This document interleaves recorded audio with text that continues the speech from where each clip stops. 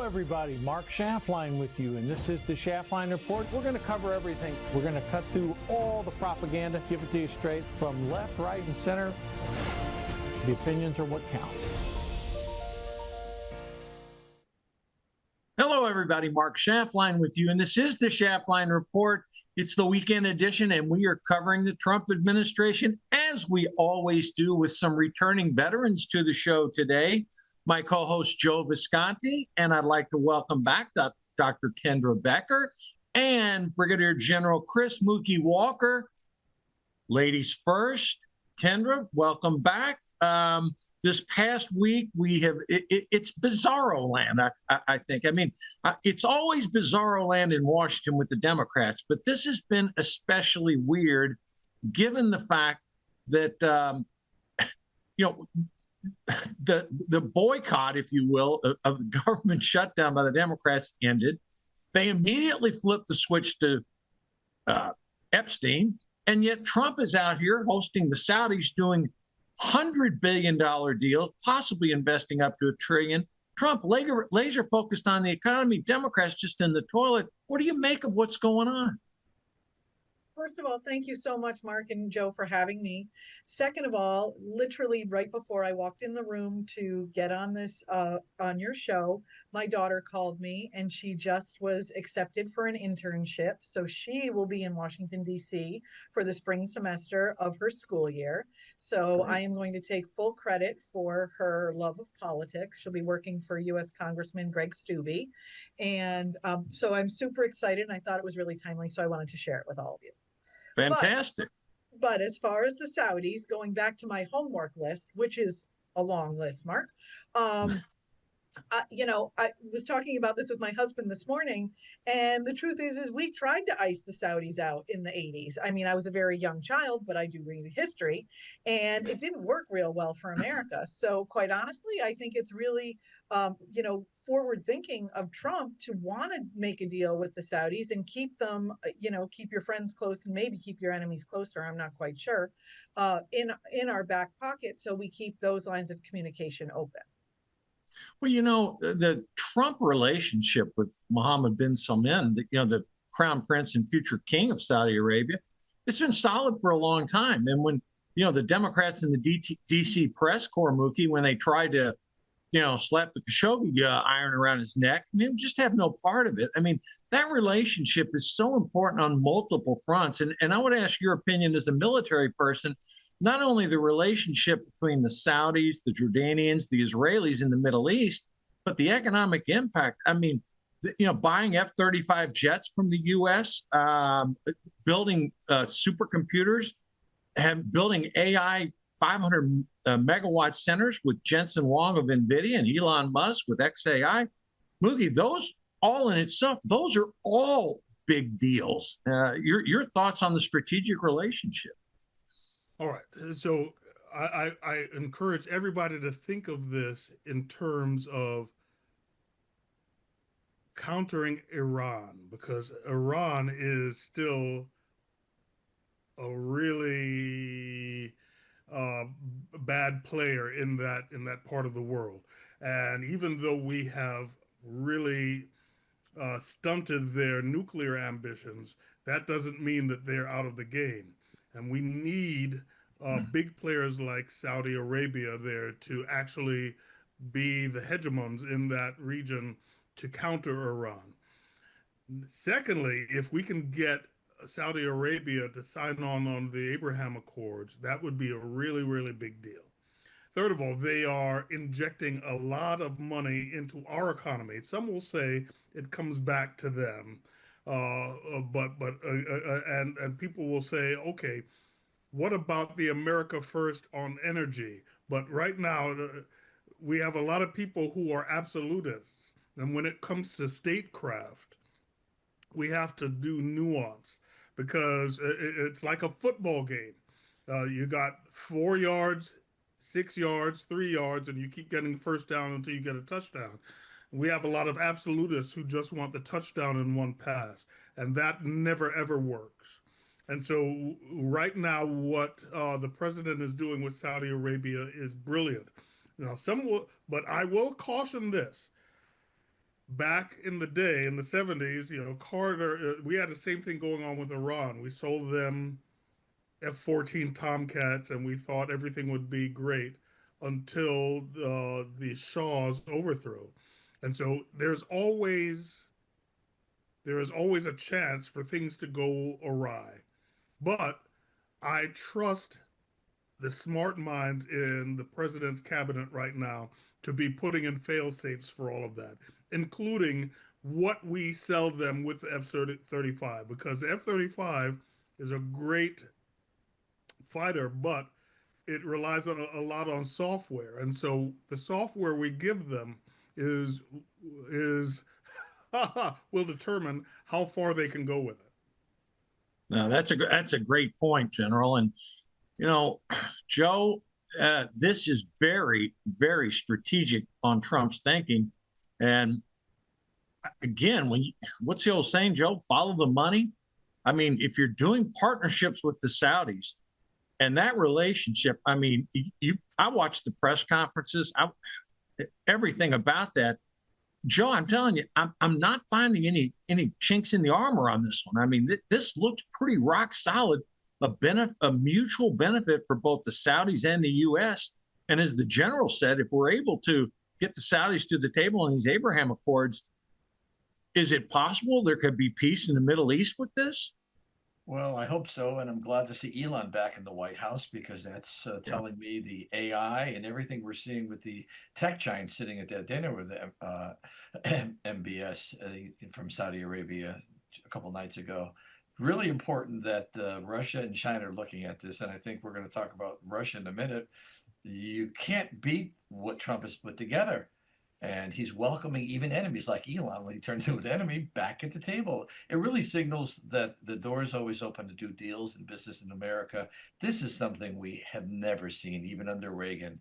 No one had the expertise of Trump in business, and just the way he has handled himself through adversity. God, if it was me, that what he went through in the last 5 to 7 years, I don't think I could ever be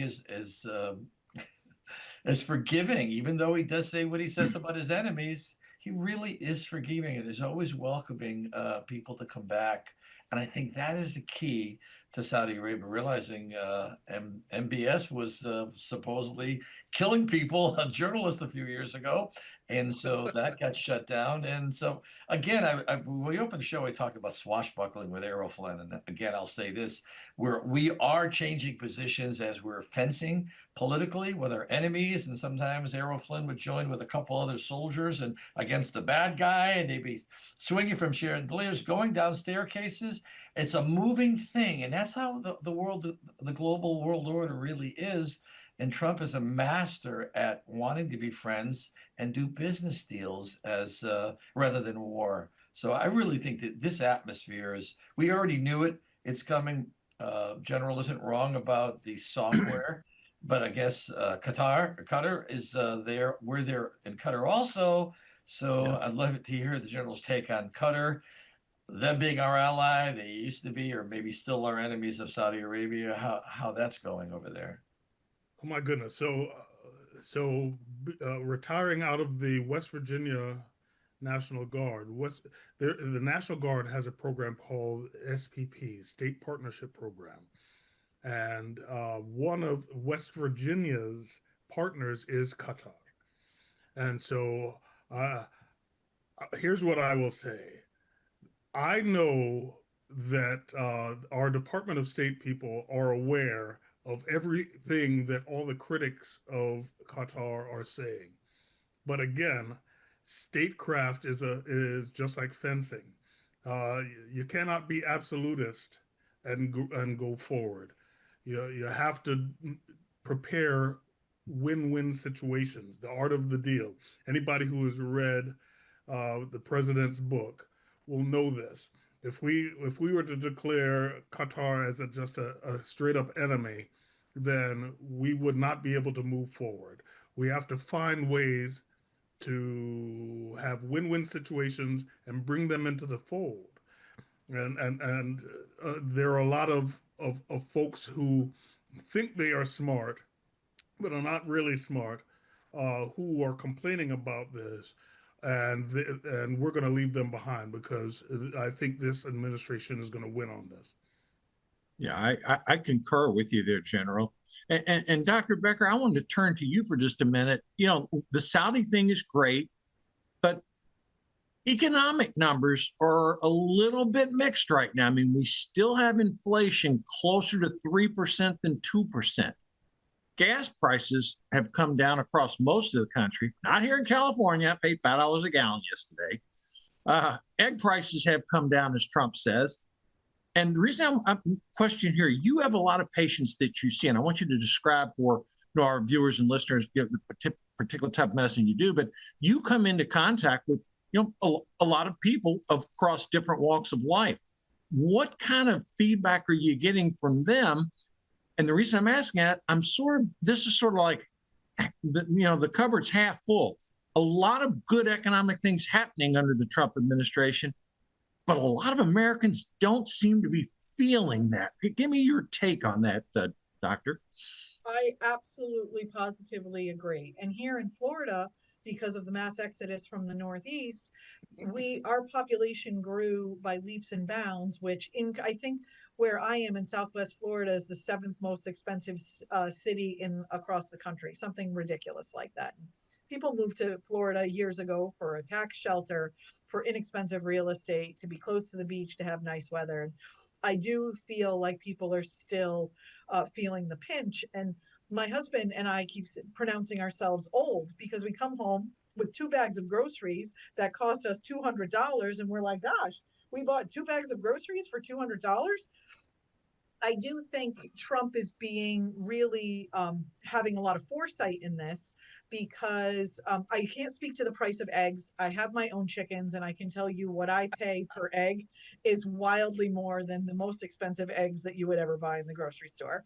So, and I also have contacts with local beef farmers. And so when you're pasturing beef and things like that, it does run a little bit more expensive. But I think overall, the prices are high. I mean, higher, I would venture to say somewhere around 20% higher than they were in Trump's first administration. I know that the prices go up way easier than they come down. And I know there has been some price adjusting, but as we always say, they never come back down to where they started. So I do think inflation is real. And I do think people across the gamut, for the most part, are still kind of feeling the pinch. What I think has happened is humans in general tend to be really resourceful. So people get really resourceful in times like this. So I'm involved in a group where we actually barter and trade. Somebody comes with honey, somebody else comes with eggs. We trade for bread and things like that. So I think in these situations, people have become really, really resourceful and learned how to live with less. I can say I feel like I'm hearing much less about food shortages and supply chain issues. And I think that for Americans is something that is really comforting. That's an uncomfortable feeling for Americans. Americans are not used to doing without or living without. And so I think the supply chain having kind of rebalanced itself has been really helpful. Joe, I know the Bureau of Labor Statistics doesn't have all the information out, and they're not even going to publish October, but the September numbers came out. We added 119,000 jobs in September. Unemployment remained at 4.4%. Inflation is at 2.7%, as Trump said yesterday. I mean, in traditional times, those are pretty damn good numbers. But the really high inflation we had under Biden, maybe the voters expected Trump could wave a magic wand and it would all just evaporate in his first term. Joe, you and I know, as the doctor correctly said, prices go up a lot faster than they come down. And even with oil now sitting around $60 a barrel, with egg prices down, meats are high, but people are still feeling that the aggregate amount that they spend, and the biggest indicator is when you go to the grocery and when you pay that mortgage or pay your insurance. And I can attest to what Kendra was saying in Florida. Whoa, those insurance rates went way up. And I can attest to that, as I own a lot of property. Just here in Connecticut, just one of the blue states up here, 13% increase coming in January for Eversource, which is our electric bills. It's not stopping where the blue states cannot put the gas lines up from North Carolina all over here. So those are costs. Wages are going to have to go up. And I think I said something on another television program this week, which when you're doing shows, things sometimes fall out of your mouth. You go, wow, I didn't even think of what I just said in that light. But what's going to happen is a good friend of mine is a painter, and he's like complaining, well, Joe, the tariffs aren't working yet. When's the tariffs going to work? And I said, Marty, you're a house painter.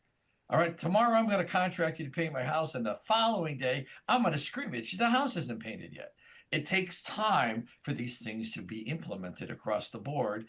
Everybody knows it, but people have been carrying such debt since COVID and all the problems and troubles and the world on our backs with credit card debt, especially, which doesn't want to stop. It's a monster for everyone. And when you can't do it, I would turn your eyes towards Facebook Marketplace. If you don't buy and sell, you just can't believe people are selling everything they can get their hands on Marketplace. And I'm sure Facebook's got the stats. I'd love to see those from Zuckerberg on just how much is being moved through the secondary markets of furniture, golfs, cars, you name it. People are selling, jewelry. They're selling dishware, everything you can think of. And it's not just stuff that they're finding on the side of the road. It's from family members or their house. They're downsizing to survive. So Americans are adapting, like Dr. Kendra said, they are adapting. It's just going to take some time. We're going to need, beyond deductions and tax breaks next year and tariff increases, we're going to need wage increase. That's something no one's talking about. Deductions and no overtime taxes or tips. We need wage increase, and the only thing that's going to do that is the demand for more people working. And I love what I saw in North Carolina. The construction sites right now today are shut down because ice is all over North Carolina, and there's nothing going on, which means there's going to be Americans, young men, that are going to have to get into the trades again.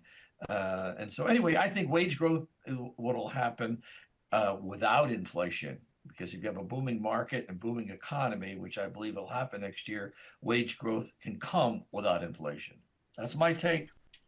Well, General, let me ask you this based on what Joe just said, because Joe's painting a sort of a mixed picture there. Let me take a little bit of the more challenging side to what he said and see if my analysis is right. I mean, you have deportations taking place across the country. Again, North Carolina is the focus right now. You have factories being built all across the country, predominantly in red states, for artificial intelligence. The flip side to this, as AI takes further root, some of those jobs are going to be lost. So, General, I ask you this question.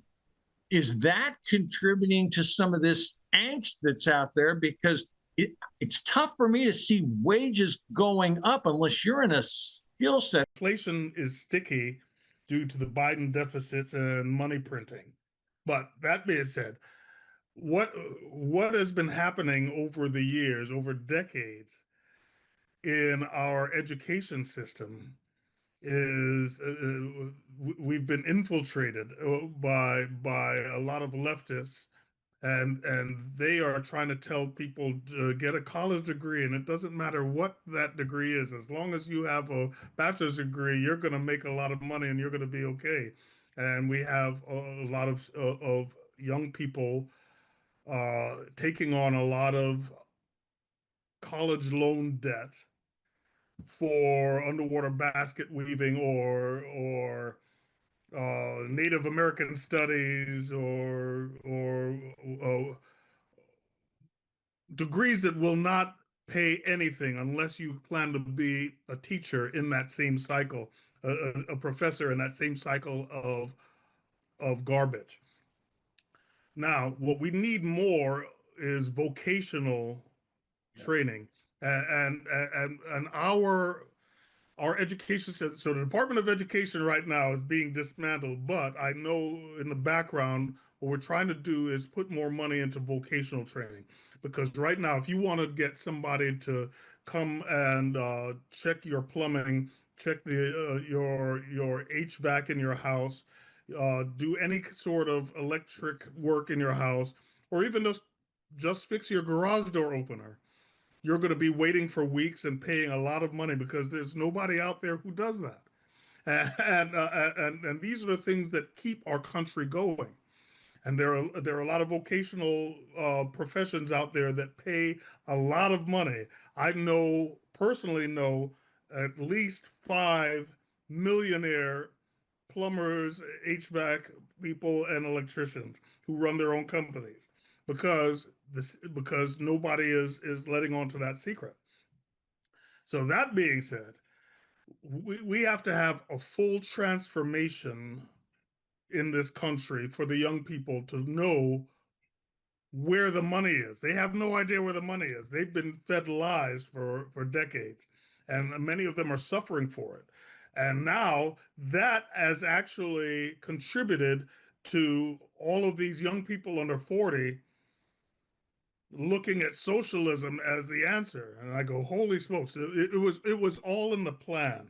It was a long march over decades because this is how they knew that they could transform this country into socialism and Marxism by fooling all the young people, making sure that they were undereducated, they can't read, they don't know how to think critically, they can't do math, and they take out a lot of debt for useless college degrees. And so that is what has happened to this country, and it's going to take a lot of really vibrant and convincing people to get out there and change their minds. And when I say change their minds, we can't do it forcefully. We have to make the light bulb come on in these people, and that is going to be quite the challenge in the next few years. So, yes, so I want to speak to two things that you had mentioned, Mark. The first is Florida are actually our homeowners insurance rates, possibly our property tax is going to be abolished, and our car insurance rates are finally coming down. By the grace of God, we had a hurricane season with no hurricanes. I'm going to take full credit for that because I had my roof and my windows replaced. So I'm taking full responsibility. No, I'm kidding. But nonetheless, yes, for the first time since we've been getting hit and hit and hit with hurricanes, we are seeing those rates adjust. But I have a funny story about price differentials between red states and blue states. So my son is a hockey player. He's been playing hockey for 10 years, a little more. And we travel extensively for hockey. And with all due respect, the good hockey is up north. And so we go to Chicago, and we go to New York, and we go to the New England states for hockey. Hockey players are very superstitious. The regimentation is the same. We eat at the same restaurant. He orders the same thing. The whole kind of ritual is the same. So I can personally attest that the pricing is way higher in the blue states than it is in the red states because I eat at the same restaurants across the country, or he would not be happy with his hockey game. So, and that's here in Florida, they talked about raising the sales tax because we are a largely tourist state, which would ultimately help our bottom line and take a little bit of the pressure off of the citizens. But up north, I think when we moved from Connecticut, Joe, you and I think had this conversation. I think in Connecticut, there are 16 more taxes that a resident of Connecticut pays over a resident of Florida. So they don't get you just in the sales tax, they get you in every other tax that they can find on something that's not nailed down, and a few things that are. Joe? I've got a little thing I want to say, personal experience about this whole issue, because I really think this is the core of the future of American jobs. And this is important. I'm 69 years old. I was raised in the trades. Before I have a memory, I went to work in construction with my dad, who was in World War II, only went to 8th grade, Italian-American, Marine, and we just learned the trades and we went. Back in the 80s, I couldn't find workers for our company. We could not find white guys. Sorry, they weren't coming up in the north here. We couldn't find the workers. My son, God bless him, I love him, Joey, his birthday was yesterday. I didn't want him going into the trades. I said, listen, you can end up in the trades, but why don't you go to college? And he did, went to Fordham, made great grades, National Honor Society, etc., and worked at Saturday Night Live for 10 years, got Emmy Awards and whatnot, but there was no cash there. And so he's now in Jersey in the construction business, making a fortune. And I go, are you kidding me? 36 years old? I don't want you to go there. He goes, Dad, prevailing wage and the illegal immigrants, he goes, God bless them. They're not really where the missing link is. It's where the old work is, it's called. It's not new building. Old construction, old work in the north and the blue states are loaded with that. Electrical, plumbers, construction for old work is much different than that new fabrication where a lot of the crews from Mexico, Guatemala, et cetera, are building. They don't really get into the estimating, into the planning, into all those different things, especially in old building renovations, et cetera. So there is a huge shift happening right now for my son to tell me, Dad, a lot of guys my age in our 30s are going, you know what? We can make $70, $80 an hour prevailing wage without overtime. And these are from kids that went to college. So I believe you're going to see a lot of people go into the trades that maybe were like Joe was in Fordham and Saturday Night Live getting Emmy Awards, et cetera. And all of a sudden he's still a Democrat. My son is the opposite of me. But as he went to New York to become a Dem. But no, really, this is important because the trades, there's billions and billions of dollars beyond the new construction and the new factories. You can't get illegals or AI to compete with that. And it's necessary. You got to fix old plumbing, old electrical, and the millions of old blue state buildings and homes that are out there. And no one's speaking about this huge issue. And they're ending up there because a lot of these kids are smart. And they're getting used to using their bodies if they're in their 30s shifting over. I think you're going to see a lot more of that because you don't really need to go to college to learn the trades. You become a journeyman or an apprentice, or if it's carpentry, you jump in with a mason crew and you learn how to do masonry. Wherever your choices are, it's something that everyone can enter into without really a lot of preparatory. Just jump on a crew, and when you work with a crew for a month or so on any trade, you're going to get really good at it, know the ropes, and you move up. No one is speaking about this. This is really, I believe, the backbone. As far as illegal immigrants, they're still going to be here. We're not getting rid of everybody, but there's going to be so much booming. And when people have more money, they're going to fix those old homes because everyone's putting off renovations that they need, kitchens and bathrooms and plumbing and old pipes. Our streets in the Northeast are all being torn up for all new water mains and gas mains because they're all 100 years old and collapsing. Patchwork on all of our roads, all over the very affluent Connecticut. So anyway, I think there's a lot more there that never makes the media. I wanted to put it out today. General and Joe, all three of you brought up exceptional points on that, and I think our audience will appreciate all of them. Here's the little secret going on, and Trump is going to start talking about this because he has to. But the Atlanta Federal Reserve, they're forecasting 4.2% GDP, gross domestic product, in the fourth quarter. I mean, think about it. You know, we had the government shutdown. That did hurt a lot of people. Okay, but we got back. And if November and December accelerate, General, we could have that 4.2% growth. But one thing Republicans are going to have to do, go into 2026, they got to talk about the economy. One criticism of Trump that's sort of been fair, I think, he spent a lot of time on foreign policy. There's a lot of successes to talk about there. I did notice when he gave a speech on Wednesday at the Kennedy Center with all the bigwigs when the Saudis were in town, he really focused on the economics. And I really think as we go into 2026, Republicans have to focus on their economic message because as everybody on this show knows, off-year elections tend to go to the party out of power. And the last thing we need is to have the Democrats controlling the House. Speaking of that, all the Democrats seem to want to do, General, is Epstein. I mean, you get to a point where the guy's been dead how many years? 5, 6, 7 years? I don't know, whatever. And at some point, it becomes a nothing burger. Now, I mean, it passed the House unanimously, Senate unanimously. Trump signed it. Trump did a flip. Okay, fine. But, General, at what point can they move on past Epstein? Because I have a funny feeling that I'm like sort of maybe 80% of America. I don't give two rats about this thing. Am I missing something here, or am I like most normal Americans? They really don't care about it. Well, actually, most Americans don't care about it until it's brought to the forefront by the mainstream media. But I think now the Democrats will like it to die down because everything they're bringing out on it is backfiring on them. It's going to show it's going to show that they had intimate, and when I say intimate, I I can take it from the mildest version to the to the hardest version of the word intimate relationships with Epstein, and it's all everything that is coming out now is showing that he and Trump were not friends. Matter of fact, enemies.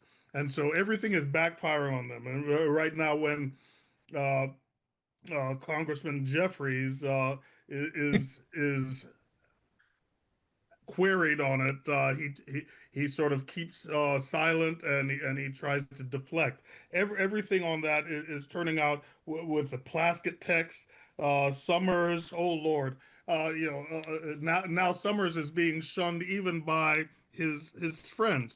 Everything is going backfire to them, and the president said, "Yeah, I don't mind it be all of the Epstein files being released because we've got nothing to hide." And I think the Democrats were trying to bluff, and now they're going, "Dag on it, we We're eating our own. went into the breach again, and we got fired out into the sea." They are very very. I guarantee that they are very sorrowful that they pressed all of this. Oh, they have to be. I mean, you brought up the two most prominent issues so far. Hakeem Jeffries taking campaign contributions, soliciting more. He was like denied it 3 times, a la the Bible, and then Larry Summers, former Treasury Secretary under Democrat. I mean, I haven't heard any Republicans implemented in this yet.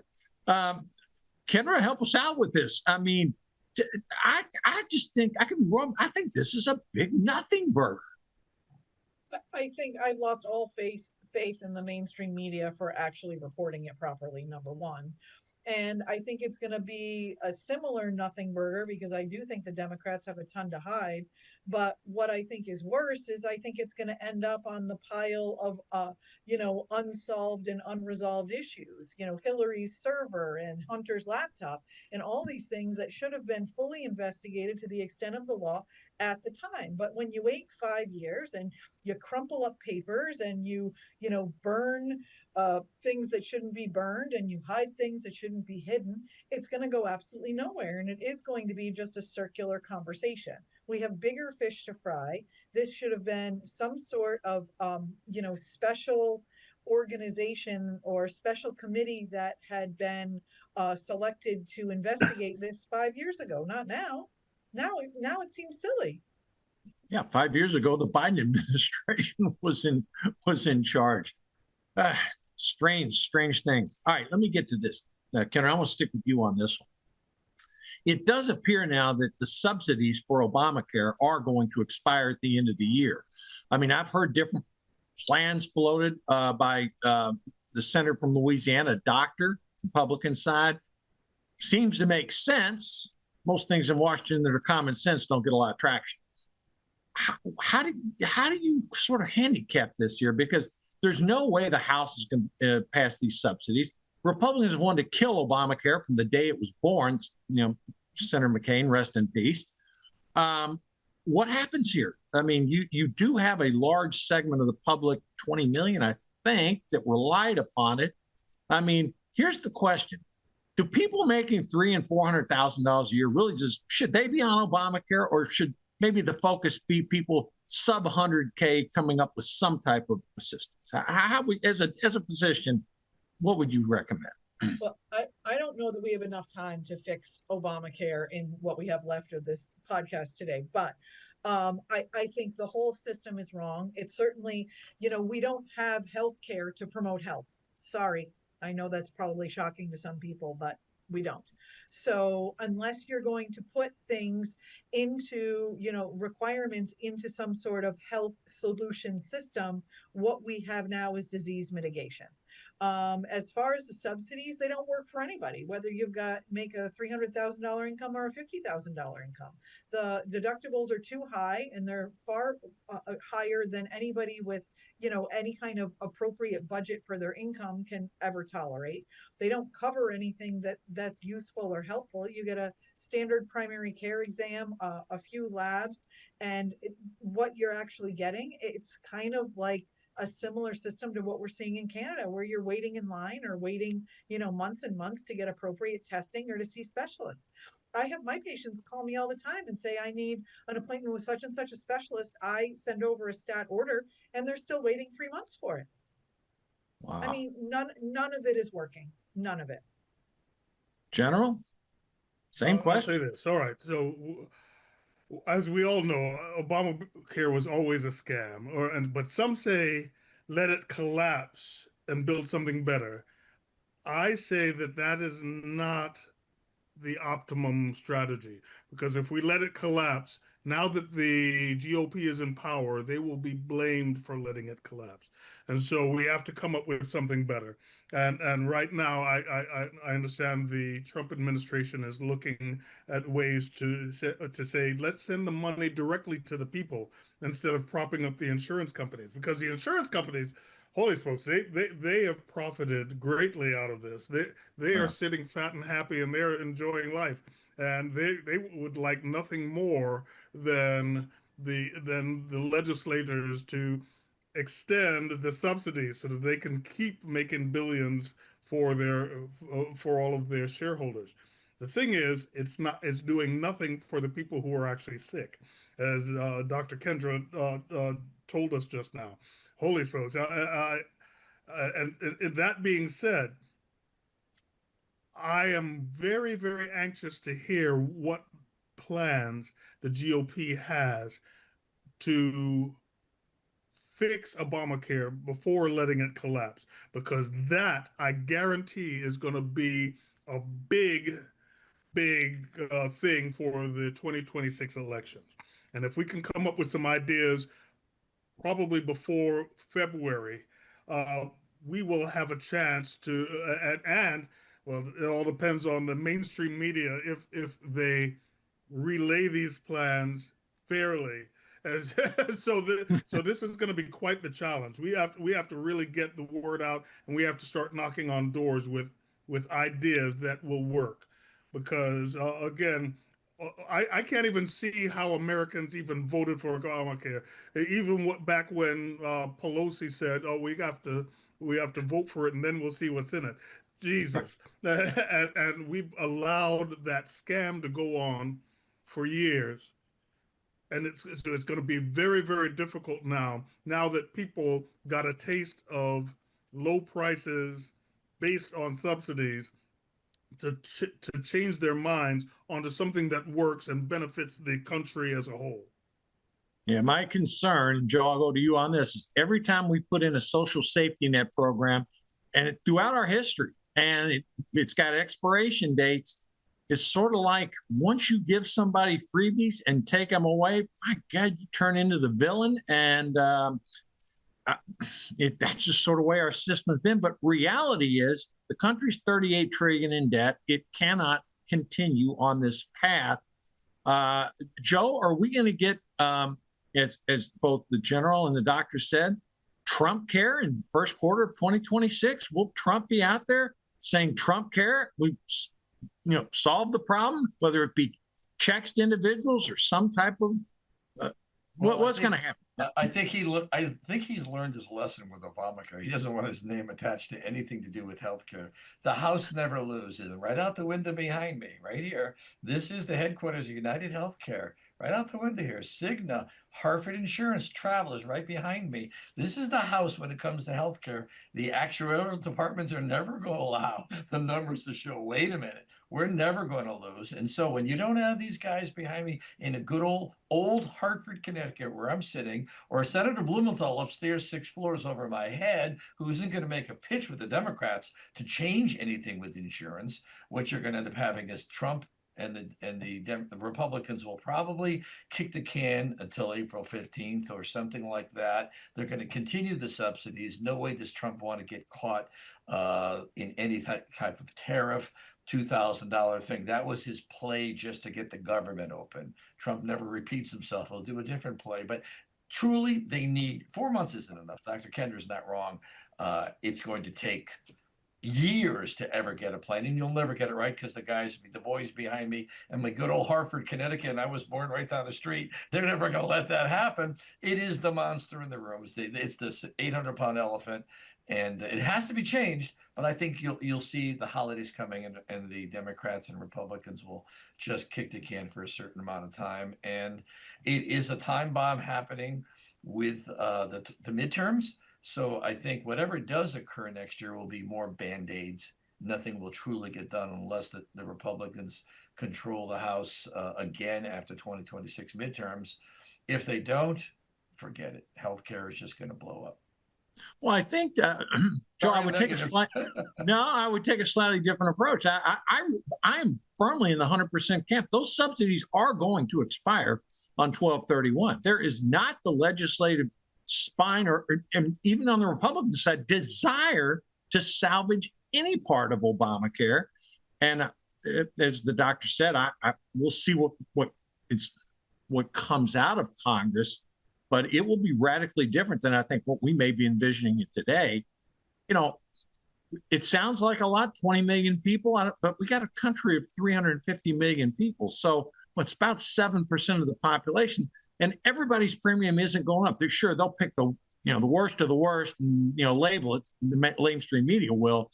But Joe, I do not see these a solution here, and I think they will get their vote. It'll be voted down, and then Mark, I don't think so. I'll put $2 down on this thing that it gets a Band-Aid on it for a quarter, because Trump doesn't want the people to blow up. And the other thing is, like we have electrical bills up here in Connecticut, the public subsidy side, they grew this into a monster in the blue states, where my bill for electric is up higher because people that couldn't afford the bill get subsidized in your utilities. And so that's the kind of thing you can see coming out of either party next year. But I just think Trump doesn't want to go into 2026 with no Obamacare subsidies.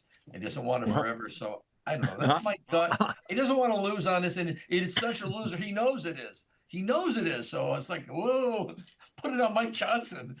General, I'm gonna turn to your itching again, but I'm going to take you on that $2 bet, Joe. Okay. I do not think that they will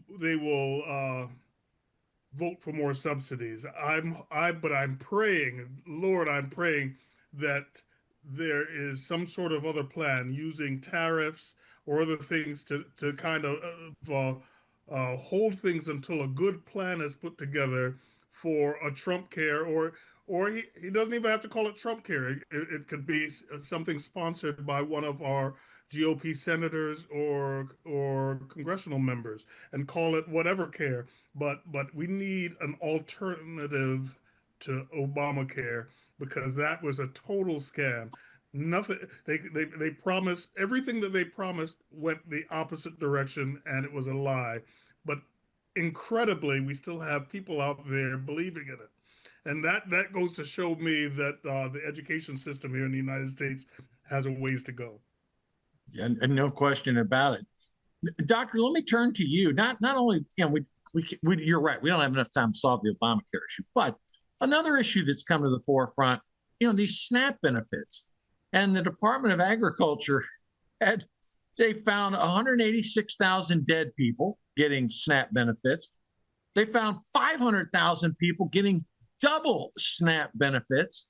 So the Trump administration has said, we're going to go forward with SNAP, but you got to reapply. I was sort of surprised. No pushback whatsoever from the legacy media. Give me your thoughts on this SNAP benefit, because this program is another government program that seems to have grown exponentially, particularly post-COVID. Yeah, SNAP SNAP is an interesting thing because, 20 years ago when I first started my practice, SNAP benefits were, I mean, there were signs in grocery stores and you could get, frosted flakes and government cheese, and there was so limited the things that you could actually get with your SNAP card. And you had to carry like a paper card, like a good old library card, and they literally punched it when you were in the store. Now, I mean, you do in Florida, we have, TV commercials about your SNAP app and how you can see how much money you have and what you're eligible for. And you can use your SNAP card at farmers markets. And so I think there is definitely some benefit to the program. However, it's the same thing with everything else. What was it, 186,000 dead people receiving SNAP? I think it was 360,000 dead people voted. These people are very busy. So, I mean, there has to be, I thought the whole purpose of a three-pronged government was to have a system of checks and balances. I don't know where the backlog or the blind eye is, but these systems and there needs to be systems in place to keep people honest, because when to your point, when you continue to hand out benefits and then take them away, then that's when you have a problem. So we have to be better and be more diligent about making sure that these benefits get to the people who actually need them into the right hands. Yeah, it is interesting because the Secretary of Agriculture, again, those figures that she came up with, that was just from the data from 27 red states. The 23 blue states aren't even supplying the data because they're trying to protect all the fraud and abuse that's happening. And the Department of Agriculture is having to sue blue states to get data so they can formulate policy. Folks, you cannot make this stuff up. All right, we got a little bit of time left. I want to shift to one thing. Okay, Republicans on the shutdown, 55% said Republicans got what they wanted out of it. Only 6% of Democrats. And all the polling I see, the Democrats did not come out very well on that. People are at Schumer's throat. This was the most predictable end to a shutdown you could see. Having said that, okay, everybody on this show knows, these midterms are not necessarily going to be favoring us. A Texas appeal, a 3-judge panel, General, just said the Texas redistricting, which was passed by the legislature, signed by the governor, they say it's racially motivated and it's illegal and needs to be redone. Immediately, Governor Abbott got the case to the Supreme Court. General, we've got the Texas case. California's a little bit different, but the Supreme Court ultimately is probably going to have to decide this. Your thoughts? Okay, so I'll say this. All right, I'm livid about that, but I'm hopeful and confident that the SCOTUS saves the day on this. I see this as peak deep state judicial sabotage. Okay, this using racial gerrymandering as a pretext to block voters' will after Republicans won fair and square. And so Governor Abbott and Attorney General Paxton, they are hailed as heroes, okay, for this instant appeal. I just worry that the appeal to the Supreme Court will not be able to turn this fast enough before it's too late, and that is something that I worry about. A lot's hanging in the balance there, General, because I mean, there's dates that ballots have to be put out. I mean, it was sort of surprising that we got this. I know it's going to be fast tracked. Joe, this is really important. I mean, you've got some. I looked at the magic 8 ball on the last question. I asked it about Obamacare because that's what I keep on my desk, and it said cannot predict now in Obamacare. So we might both lose that $2. But I think the Supreme Court ruling, and the heart of this is that the Supreme Court ruling to gut out that racial inclusion of the 1964 Voters Act. And so that's what was gerrymandering by race all these decades. And that was removed, which is really what gave Texas the ability to do what they did. And who's to say that African-Americans are Republicans in Texas? So you're just going to use race? Wait a minute. See, I think that is the thing that they mistake they make all the time. They assume if the color of your skin determines what your thought pattern is, and I've take it been away. an Take it expert away, witness General. in Take it court away. cases for this. It's all garbage. And so, so as Dan Bongino put it, they can't beat us at the ballot box, so they use the black robed dictators. Great. I mean, great points. I mean, I think, look, Joe, how many are Republican congressional representatives are in the Northeast? With Connecticut, we have 0. You have 0 throughout the whole 6 Northeast. million people, and we have 500,000 Republican voters, 1 million unaffiliated, and 900,000 Democrats. And it's so gerrymandered. I spoke about this. Yeah, in the show. I mean, I'll answer my own This district question. I ran in as a Congress, first district looks like a monster all over the place, gerrymandered just to make the Democrats have 200,000 people, Yeah. and Republicans only 70,000 people. So other states are like this, but you have Republican governors in Massachusetts, Vermont, New Hampshire, even Maine has Congress. Connecticut, Rhode Island, 0 for all. Well, you've got 40+% that went for Trump, over 40, and we get nothing. So it's totally gerrymandered, and everybody knows it. It's like that old thing where, no, I can't see it. So nobody's buying it. Kendra, in the great state of Florida, you have a Republican governor, Republican Senate, Republican House by super majorities in both. Florida, great place to live. Let me ask you this: close to Florida, these drug boat, we'll call it annihilations, continue. Trump has sent aircraft carriers off the coast of Venezuela. There's a lot of Venezuelans in Florida, particularly in Miami, who are here legally. But Trump seems to be pushing the button to get Maduro out of Venezuela. How do you see this playing out? Because it's happening on in the Caribbean, and it's happening on the Pacific side. Yes. I mean, I think Maduro absolutely has to go. I have full empathy for the people of Venezuela. My brother-in-law has is Venezuelan national. So it's a beautiful country that, and it's a perfect example in less than a generation, we have seen it go from being a beautiful country and really a power source of the economy to just being basically a third world communist country. So I was just listening to somebody talk about this and whether or not the rest of the world and even the Venezuelans were going to see the alternative leader, whose name escapes me right now, as the leader once Maduro is overthrown. And so that's something too. That's almost a little like Stockholm syndrome for the Venezuelans, that they're not going to be able to identify somebody who's new and proactive and looking to get Venezuela back to the superpower that it once was. So I hope that Maduro leaves power, and I hope that Trump is able to help in that.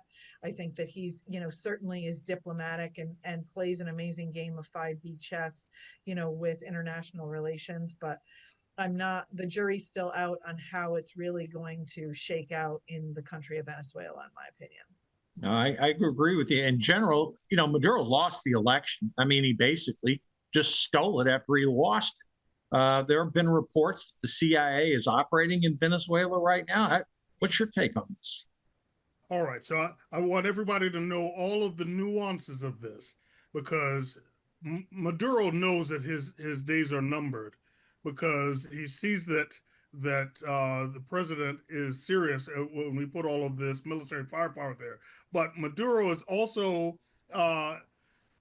he also owes the cartels as well. And if he just says, okay, I give up, they'll kill him as well. So he has to figure out a way that is win-win for him, where he gets to live, and gets to live at least in an okay way, not in a prison, not in the bottom of the dungeon, but be able to get out gracefully, so that Maria Corina Machado can actually take over, because she got 70% of the vote. So right. I would wager that we have CIA down there trying to give him ideas on different ways for him to bow out gracefully. Yeah, I think you're right about that. He doesn't want to end up like Muammar Gaddafi did. That's for damn sure. Not a pleasant ending. Okay, we got a few minutes left. Supposedly, and we've talked about this, U.S. and Russia negotiating behind the scenes. General Kellogg actually, when word leaked about a 28-point plan, General, I'll start with you, go to Joe, and then finish it up with the doctor. He was not too happy this information leaked, but General, apparently there is a plan being put together. U.S. and Russia's talking. You see signs about maybe, there could be a meeting with Putin and Trump again, off again, on again. I mean, your thoughts on this? About a minute for each of you.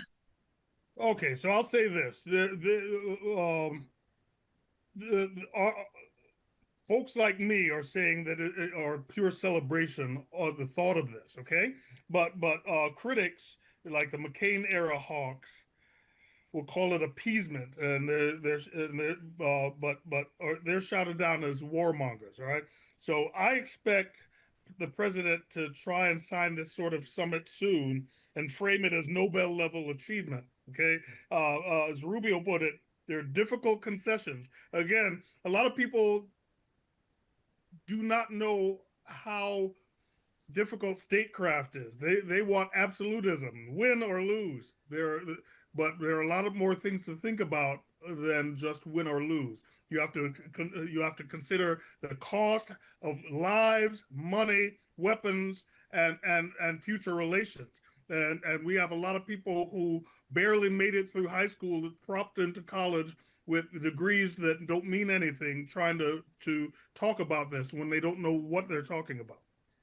Great point, General. Joe, we're running out of time. I'd just like to say I think the deal is going to be done. I think Trump has made the deal already, and Russia is going to be probably the winner on most of the issues. A lot of Ukrainians aren't going to like it, but I think it's done, and Trump is trying to keep that division between Russia and China. He needs to bring Russia energy back into the game and make sure they're cut off from Iran, and that's separate as much as it can be right now, because Iran has made moves supporting a couple days ago Venezuela. So Russia needs to just because they're going to collapse if they don't. So the deal is going to be done. We'll see the points soon. Doctor? And I'm just going to echo exactly what Joe said. I think the deal is going to be done. I think Russia is this is the smartest I've seen them maneuver, because I think they will be in a very sorry spot if they continue to ally with either Venezuela or Iran. Yeah, I agree with the three of you. I think something is going to be in the works. It wouldn't shock me if we see something as early as December. The Ukrainians may not like it, but at the end of the day, the vast majority of Americans couldn't pinpoint the Donbass on a map. Okay, so when Trump comes out and says, hey, listen, you got to give up some territory, lives need to be saved, he's right. And it depends. The Ukrainian people, I think they've had enough of this. And obviously, the Russians are talking to Trump because they want to figure out an end game to get out of this thing, too. So it's been 3 years. Enough's enough. Hey, panel, great show today. Boy, I tell you what, we have some great minds that come on this report. Great insight as always, and we always dissect it fair for you. Be back in a week, folks. Stay safe. Have good holidays coming up.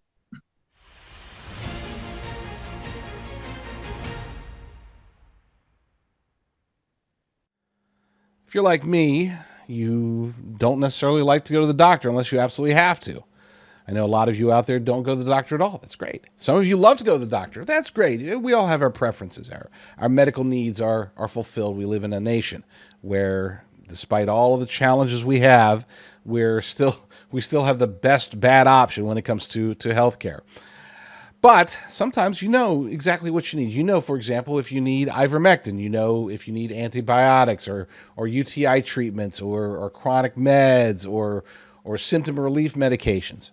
This is why we work with our fantastic partners over at Jace Medical. You can learn more about them and work with them by going to patriot.tv/meds. That's patriot.tv/meds. And you can pick up a whole bunch of things. They got tons of products now. And I know there's a lot of companies out there that offer similar products, but these guys have been doing it for a very long time. They are the OGs, so to speak. And they have been able to innovate and advance in ways that other companies simply can't. They get mimicked a lot, they get copied a lot, but you can't You can't do better than what they have over at Jace Medical. Their Jace case, for example, has improved. It used to just be 5 antibiotics, and that's great. That was important. I've had 2 of them.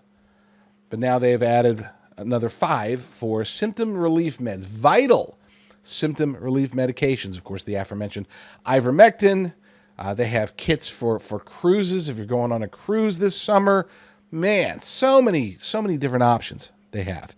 Go to patriot.tv/meds, patriot.tv/meds, and see how their telehealth system is able to work for you. They just send the meds to you via mail. It's awesome. And best of all, you don't have to go to the doctor.